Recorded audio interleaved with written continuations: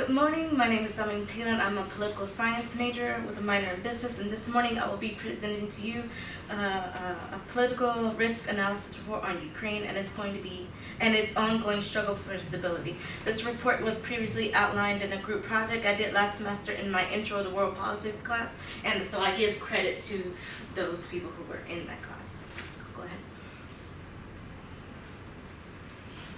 A glimpse into Ukraine.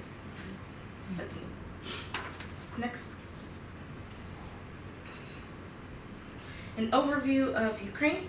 Ukraine is located along Eastern Europe, bordering the Black Sea between Poland, Romania, Moldavia, and in the west, and Russia in the east. With a population of 43,306,477 people, give or take a lot since the recent war. Nationality-wise, you could call them Ukrainians or Ukrainian. Ukraine gained a lot of independence. Ukraine gained independence in August of 1991. To become a citizen of Ukraine, it's by descent only. At least one parent must be citizen of Ukraine or 5 years of constant residency for naturalization. The government type is semi-presidential republic. Next.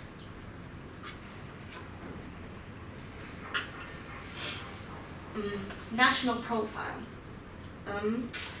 Major imports of Ukraine is refined petroleum, cars, packaged medicines, coal, natural gas. Major exports of Ukraine is corn, sunflower seeds, oil, iron products, wheat, insulated wiring, and rapeseed. The major import partners for Ukraine is China, Russia, Germany, Poland, and Belarus. And the major export partners for Ukraine are Russia, China, Germany, Poland, Italy, Turkey as of 2018. The population chart. This population chart shows the increase and decrease of Ukraine's population during significant events during its history. As you can see, it has in its limited time since its declaration of independence in 1991. Ukraine's population has had little time to recover as events such as revolution and wars from outside influences interrupt their progression towards stability. Both the population and the GDP, gross domestic product, is influenced by political instability, although the GDP looks better here because of how Ukraine is known for its soil to be very fertile, and at one point gave out 1/4 of overall Soviet agriculture. The major sources of energy and trade for Ukraine's GDP is coal, electric power, ferrous and non-ferrous metals, which is metals that do and do not consist of iron, machinery, transport, equipment, chemicals, and food processing. Next, please. Okay. This chart measures polity.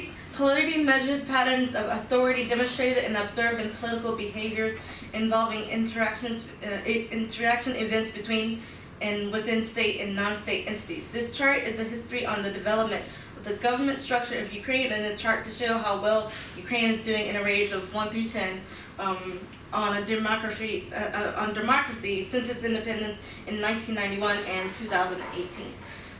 As you can see, thankfully it never dipped down below 0.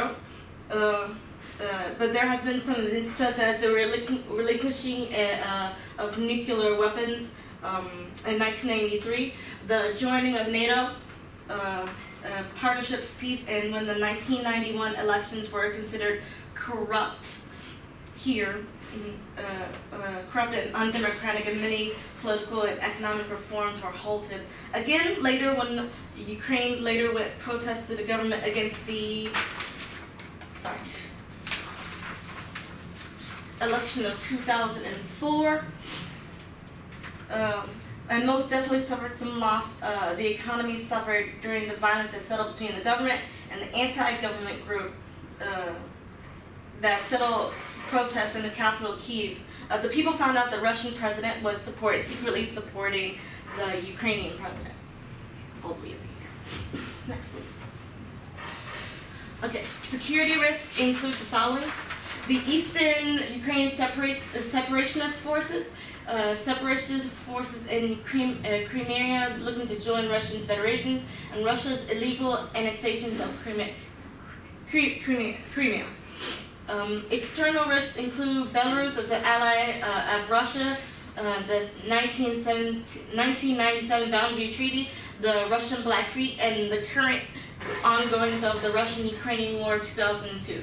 This chart shows the recent war that's going on today between Russia and Ukraine. It goes from March 2022 last year, and it shows the progression and general stopping of when Russia invaded Ukraine and how their forces are slowly being pushed back. Next, please. The political forecast for Ukraine looks like it's headed for a positive slope with the recent surge of land restored that was captured by Russia back in 2002. In eastern Ukraine, recently Ukraine has been building up reserves to strike back more effectively in the spring of 2023, and with the backing of United Nations and its allies, it recovers more stability each day. Next, please. And that'll be it.